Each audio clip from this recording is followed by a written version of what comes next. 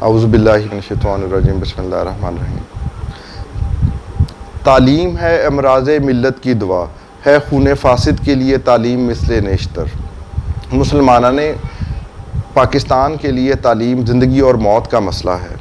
ویسے تو جب پاکستان بنا تو ہماری مجموعی تعلیمی صورتحال 26% تھی، اب تو بہت ساری تنظیمیں اس کو 60% کے قریب تک ہو جانے کا دعویٰ کر رہی ہیں۔ لیکن ہم یہ دیکھتے ہیں کہ کیا جو تعلیم دی جا رہی ہے وہ مقاصد اور افادیت کے حوالے سے کیسی ہے۔ ابھی ہم دیکھتے ہیں، میں نے پچھلے دنوں کہ تعلیمی سروے کیا اور بہت سارے انٹرویوز کیے، بہت تعلیمی مواد کو بھی دیکھا، تو میں نے دیکھا کہ ہمارے ایک اردو کے نصاب میں مچھر گئے بیماری لے گئے ایک بہت زبردست کہانی تھی۔ پھر اسی طرح ایک اور کہانی دی گئی جس میں قطار بنائیے کے فوائد بتائے گئے۔ تو ابھی میں یہ دیکھ رہا ہوں کہ کیا اس کی ہماری قومی زندگی میں کسی طرح کی کوئی بہتری آئی ہے۔ تو ہم دیکھتے ہیں کہ ریلوے اسٹیشنوں پہ، ایئرپورٹ پہ، جگہ جگہ پہ ہجوم ہے اور قطار بنانے کی کوئی کسی کو توفیق ہی نہیں ہوتی۔ اسی طرح کہ مچھر گئے بیماری لے گئے ایک بڑی زبردست بات تھی جس میں ہائیجین اور صفائی کی بات کی گئی تھی۔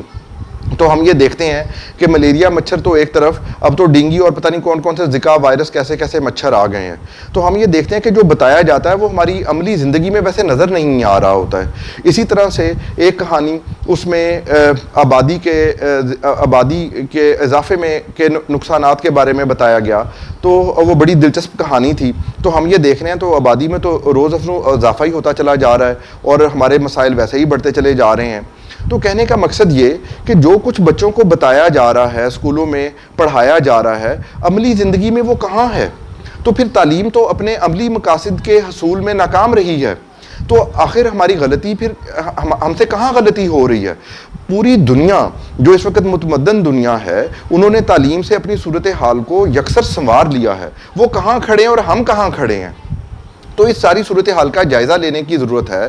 ہم یہاں پہ کتابیں بدلی جا رہے ہیں، اب سنگل نیشنل کریکولم کی بات وہ ہو گئی ہے، وہ آ گیا ہے۔ اسی طرح ڈفرنٹ اور طرح سے جو پرائیویٹ سکولز ہیں وہ ان کی اپنی ہی انہوں نے 1.5 اینٹ کی مسجد بنائی ہوئی ہے۔ تو ہم یہ جاننا چاہ رہے ہیں کہ بھی قوم کی حالات کون سنوارے گا؟ تو نہ ہم اپنے بہتر نصاب بنا سکے، نہ اس کو اچھی طرح سے پڑھا سکے، تو نہ ہی ہم اپنی قومی زندگی کے مقاصد کو حاصل کر سکے۔ تو اس کے لیے بڑی سنجیدہ غور و فکر کی ضرورت ہے۔